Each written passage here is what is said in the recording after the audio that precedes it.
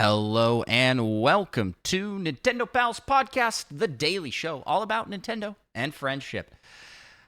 Speaking of friendship, I'm joined by my fellow Nintendo pal, Micah, and we are going to be reviewing the Jackbox Party Pack 9. Micah, are you ready to dive into this review? You made no noise there. You must be louder. Are you sure about that? Yeah, I'm very sure. Are you doing it on purpose now? Very much. Yep. All right. Intro music, go.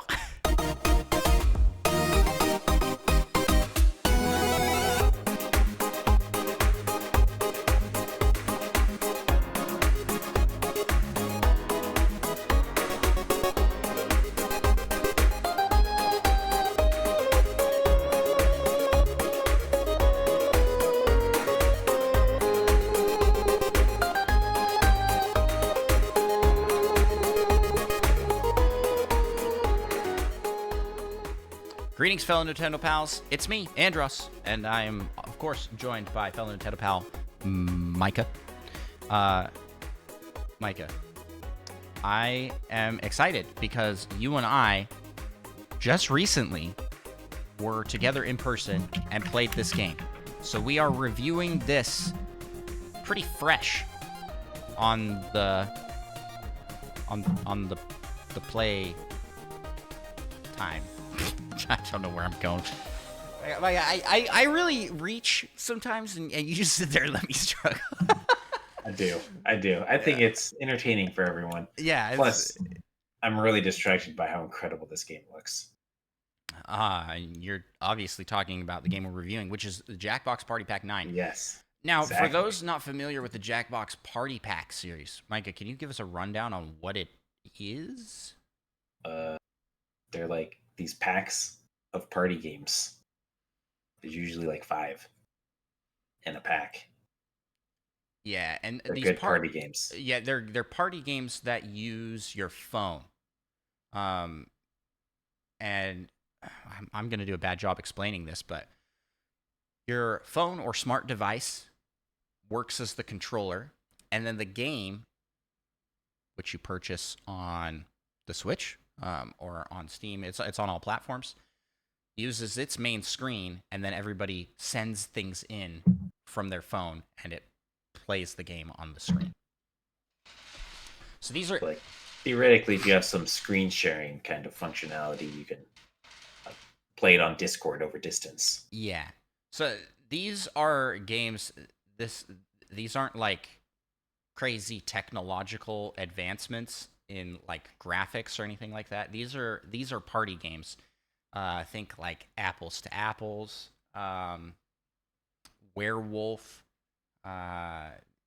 games of that nature where you're playing with a group.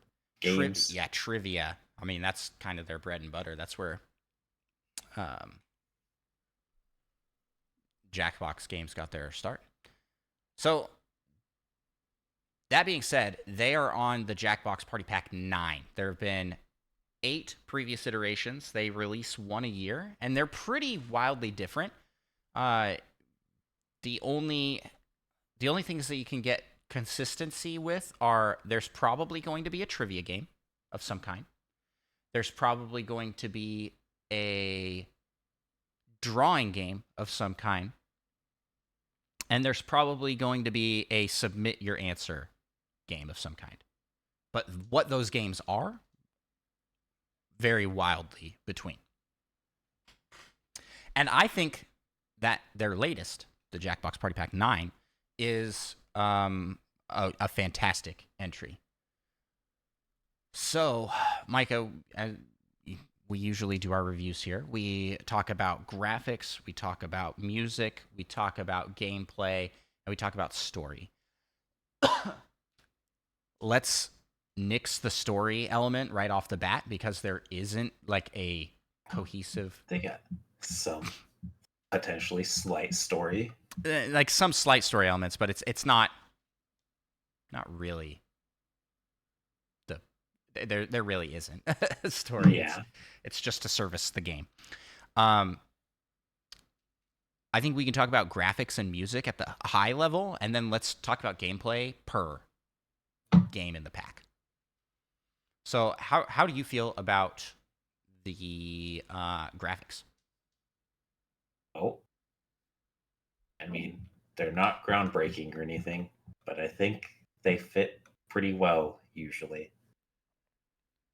They're pretty entertaining usually. Yeah, this one has some really. I think this one has some strong character design. In one of the games, Junktopia, you have this wizard that is just like I think a very funny design, and you play as little frogs, which is It fun. used to be people.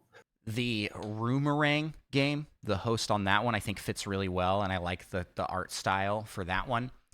Um, but then with non-sensory, they switch to It's like a weird, yeah, actually like 3D. a 3D rendering of a monkey in kind of this like almost early 2000s animation style. Think like Jimmy Neutron, like very early 3D animation, which I think is interesting. It provides some variety, and I think this is the first time they've done that. I can't recall that happening in any other previous packs. Yeah, I don't So remember we're either. pushing the boundaries here with Jackbox Party Pack 9. Like that's what I'm trying to say. So yeah, graphically it looks fine. It runs good. With some packs that I've played on in the past, the animations just struggle. I feel like this game does not have that issue. Everything lines up pretty well, and there's not like lag.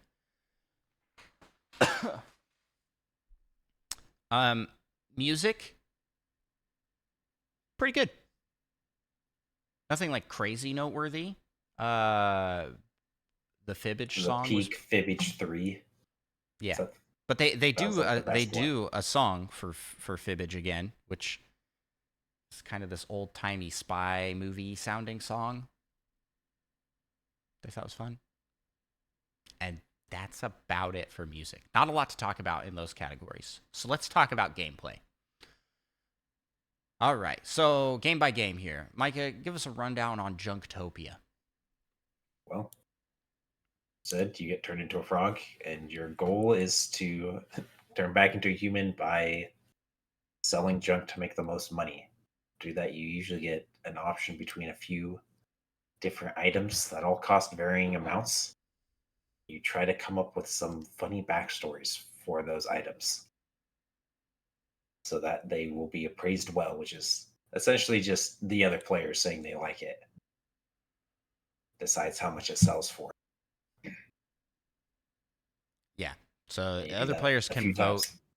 I would buy or I wouldn't buy.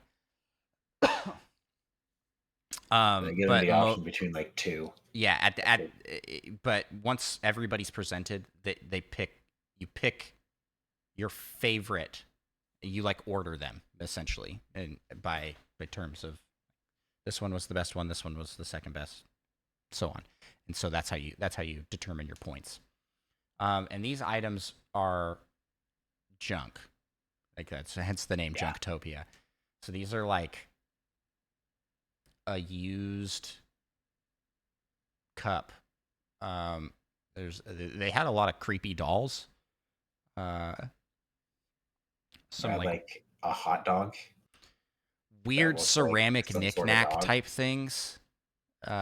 Just things that you would find the back of the shelf at a thrift store. Oh, they The things that are still there for a reason.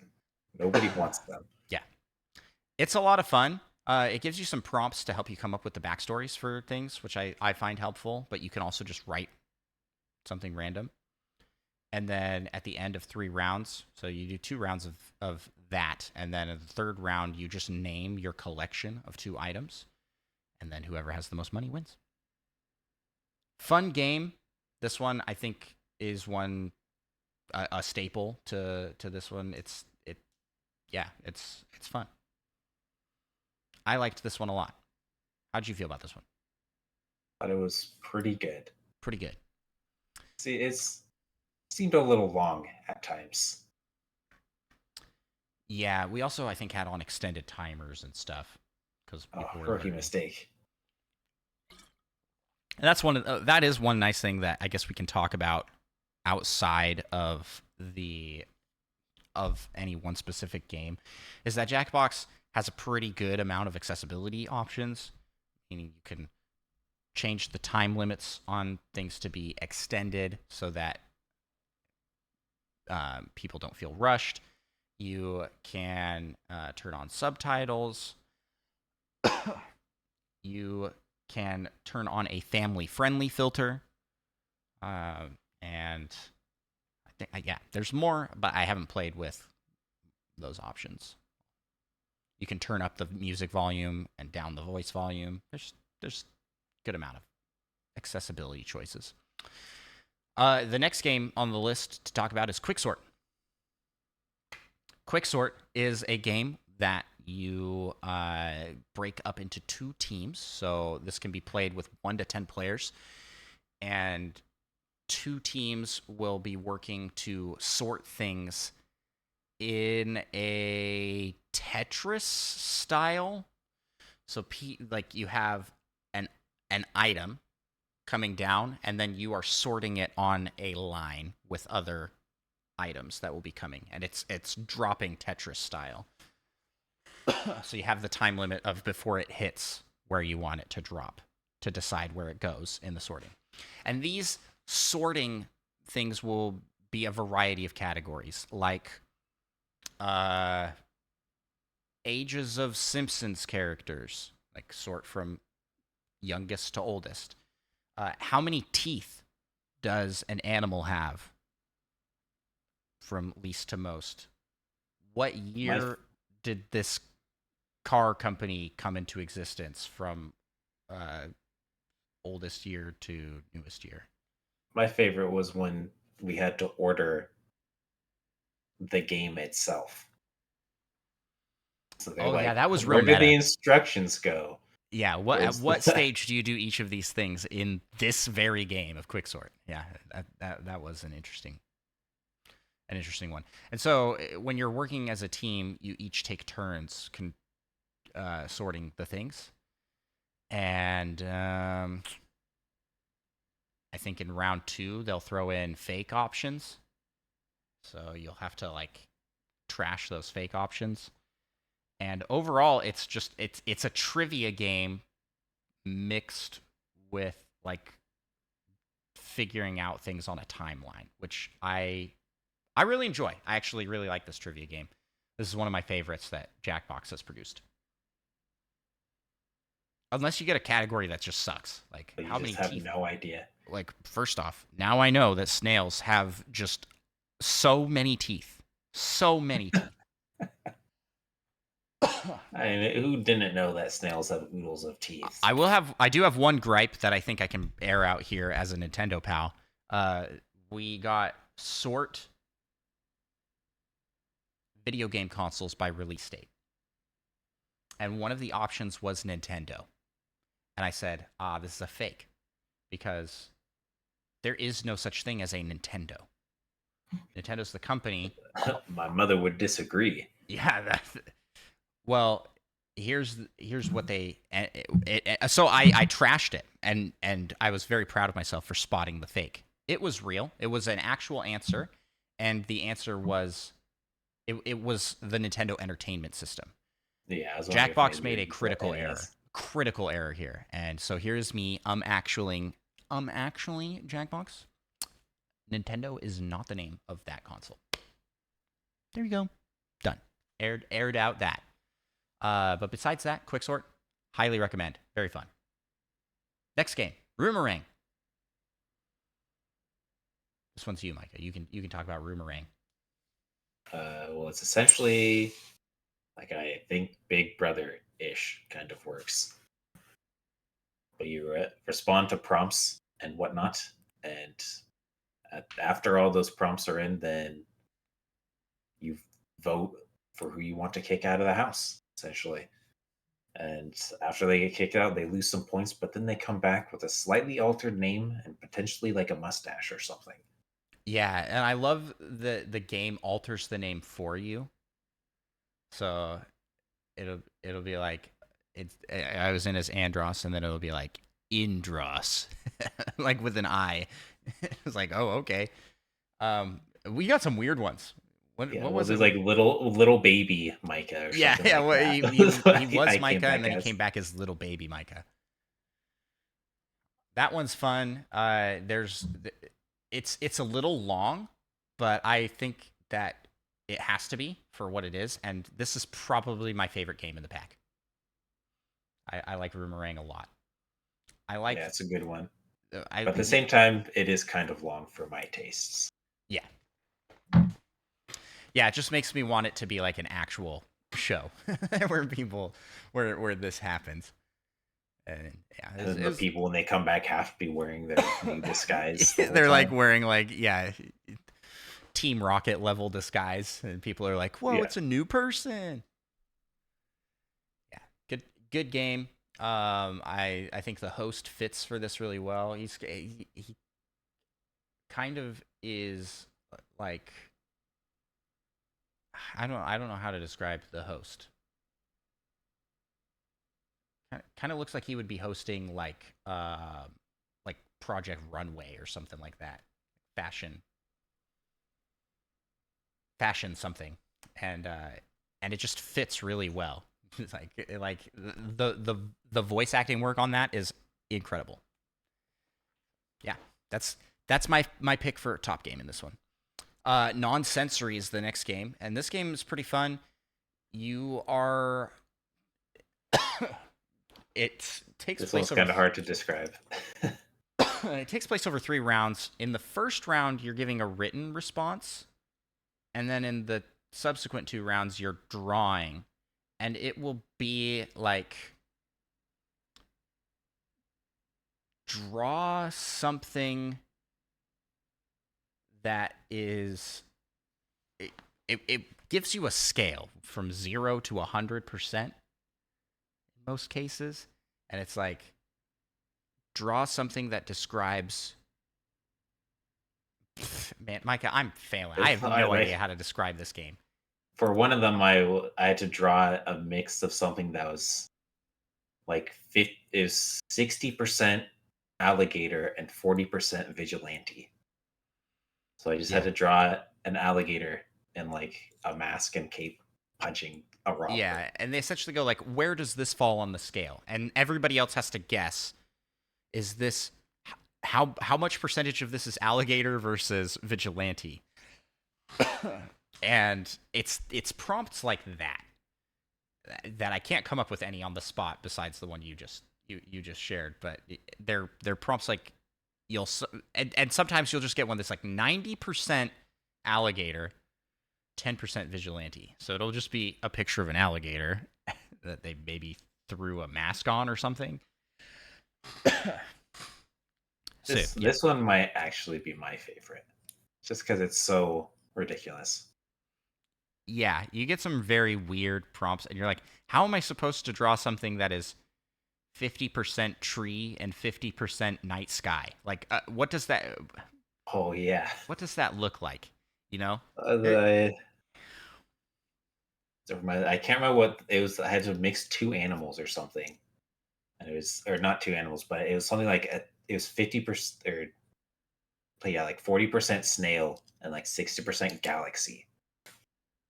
It's just like, I guess we'll draw this thing and then just put a bunch of stars in it. Yeah, you're like, I don't know, I don't know. Like, And then like everybody's what like, does I that have no even idea look like? what is he trying to draw here? I don't even know. Who knows? Yeah, this one was a lot of fun. We had a lot of laughs with it. You can take us home with the last one here, Micah. Last game in the pack is Fibbage 4. The classic Fibbage 4. Yep. I like kind of forgot how to describe this game. Yes, that's right. Fibbage makes sense. It's like a bluffing game. You have to bluff about things. So this one will have a trivia question, and then everybody has to give a fake answer. Yeah, And but the one person gives the real answer, right? No. Am I'm Nope. thinking of a different Fibbage That's version. Fibbage enough about you. Yes. Ah, that's right. Yeah, that's why I'm getting mixed up. There are two versions of Fibbage, but base Fibbage, that's essentially it. Everybody's submitting fake answers, and you're trying to submit answers that other people will guess, because then everybody has to guess which answer is the right answer. And if you get people to guess your fake answer, you get points. And if you guess the right answer, you get points. So whoever gets the most points wins. And then for so that's like Fibbage. There'll be trivia questions, and yeah, that's that. There's also a sub mode called Fibbage Enough About You, where you answer a question about yourself. And so you put the right answer, and everybody else puts their fake answer, trying to get people to guess those answers. And that one I find to be very fun as well, because it's like more personal. Yeah. And yeah, I think sometimes a lot harder to guess the right answer, because sometimes guessing the right answer is just so obvious in regular Fibbage, because nobody would make this up. Except for when Micah said "floop the snoop" and everybody guessed Yeah. that. They're like, "Yeah, sure." I don't even remember what the question was. Just floop the snoop. I don't remember either. But So we all thought no one would make this up. like, This is who so would weird. write this? What does this mean? Yeah, exactly. He got us. And I only wrote that because I couldn't think of any legitimate answer. So that's Fibbage 4. Pretty straightforward. This is sequel to Fibbage 3, which is the sequel to Fibbage 2, which is the sequel to Fibbage. A strong game to have gotten 4 sequels within the Jackbox Party Pack. It's definitely a classic. It's a great one. So overall, Micah, how do you feel about this party pack compared to other party packs and just in general? Well, I think it's pretty good, but it does feel a little more on the longer side, the games, compared to some other party packs I've played, which I don't have as much experience as you do. I've not played as many of them. You're right. Now that you mention that, that is a good. It's not as long as TKO, which might actually be like my favorite party pack game. That one's which coming. Is a long one. Party Pack 10's been announced, and TKO 2 is coming. So I'm pretty excited for that. But yeah, I think that all of the games in this pack are solid. There is not one. Typically in Jackbox Party Packs, there's like one that's like not really. Game or two that you like never play. Yes. This one, I feel like you will play every game in the pack. This is one of my favorite ones they've produced. My favorite, I think, is still Party Pack 7, which was just like peak for me. But this one, I think, is a close second for favorite. And it's just a lot of fun. What would I give this game out of 10? Micah, what would you give this game on our 10 scale rating?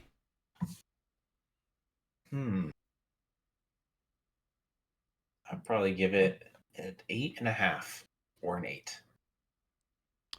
I was gonna say 9 because it's Jackbox Party Pack 9 and it just fits. Oh, it's just fitting. This is a strong contender. The thing is, it's not like making leaps and bounds in any special way, but every game in it is solid, which can't be said about every Jackbox Party Pack.